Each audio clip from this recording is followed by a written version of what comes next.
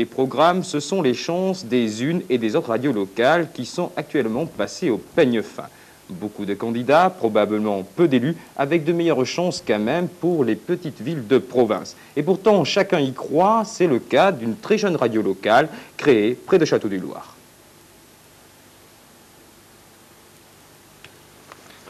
À 3 km de Château-du-Loir, là, sur une butte et derrière une ferme, le studio roulotte de Radio Plus. Amis de Radio Plus, bonjour. Radio pour les amis. Et comme vous le voyez, vous êtes sur 102 FM stéréo, sur la radio couleur de Château-du-Loir, et ce soir pour notre petite dose de rock'n'roll hebdomadaire. Ils sont 3 à se relayer sur les potards, 3 amateurs, un électronicien, un restaurateur et un chômeur, dévorés par les mêmes passions, dévorés par la passion des ondes. Et à l'heure où les gros fabricants de quincailleries satellitaires sont à l'affût des milliards de francs qui vont être lancés sur orbite, eux, ils ne savent pas encore s'ils obtiendront droit de cité sur un rayon de 15 km. Bien sûr, ils savent déjà bidouiller avec un cœur gros comme ça, mais sera-ce suffisant? Fabrice. Bonjour. Bonjour. Quel âge a Radio Plus? Radio Plus a 5 mois. Et votre taux d'écoute à l'heure actuelle? Le taux d'écoute à l'heure actuelle, c'est assez difficile à apprécier, mais enfin on pense environ 4 à 5 000 personnes le soir aux grandes heures d'écoute. Bon, il y a un décret de loi qui est passé. Oui, depuis le 25 janvier. Alors, est-ce que vous avez déposé un dossier? On a déposé notre dossier dès le lendemain. D'ailleurs, c'était très très rapide. On pense qu'il n'y aura pas trop de problèmes, puisqu'au niveau technique, on est paré. Au niveau heures d'émission, il faudrait qu'on fasse, d'après le texte de loi, 12 heures par jour, c'est-à-dire 84 heures par semaine. Et vous en êtes rendu à combien là? Pour l'instant, 55 heures, c'est notre gros problème. On trouve très très peu de personnes pour venir nous donner un petit coup de pouce ici.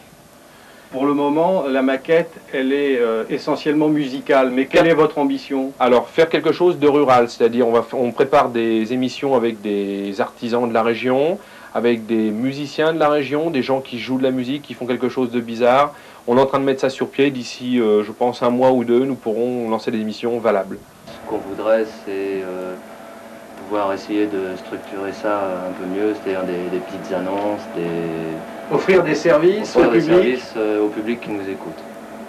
Et vous en avez déjà fait l'expérience? Alors on a déjà fait l'expérience avec la NPE du Mans, la NPE de la Flèche, mais ça n'a pas été suivi, parce que bon, les radios libres n'étaient pas... il n'y avait pas une bonne assiette en ce qui concerne les radios libres, donc ça n'a pas été suivi. Mais ça, on aimerait bien pouvoir dire qu'à Château-du-Loir, il y a des chômeurs et qu'à la Charte, on recherche un tel pour bosser. Ça, c'est un service qu'on peut rendre, c'est gratuit. Alors, comment voit-on cette expérience radio à Château-du-Loir? Voici l'opinion d'un marchand de hi-fi. Le problème, c'est qu'ils sont enfermés dans un carcan.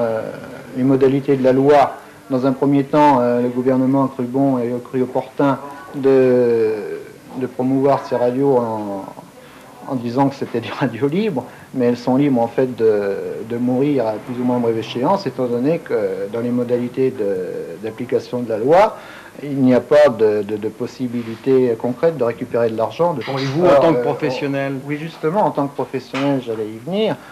Il est certain que c'est un aspect très positif sur la vente des postes transistors à modulation de fréquence, et pas seulement dans les jeunes, mais dans toutes les couches de clientèle. Parce que c'est assez étonnant que la MJC elle-même n'ait pas songé à créer sa propre radio locale. Ouais. C'est-à-dire que bon, c'est d'abord toujours le même problème, le problème financier qui nous a un peu bloqués. Et puis, bon, un problème de personnes aussi, parce que je pense que pour faire une radio libre, il faut être pas mal, quoi.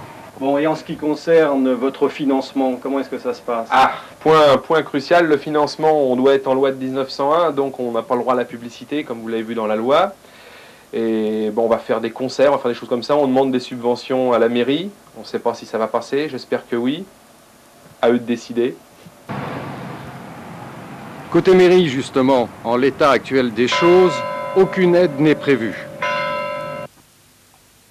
Côté gazette locale, aucun commentaire, mais apparemment on semble faire bon ménage puisque c'est en première page que Radio Plus vient de faire passer son annonce de concert.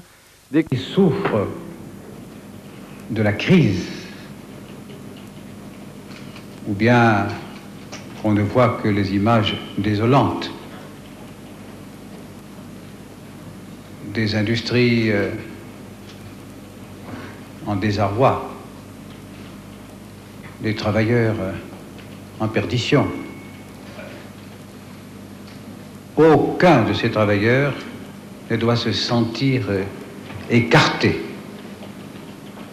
du champ de l'emploi.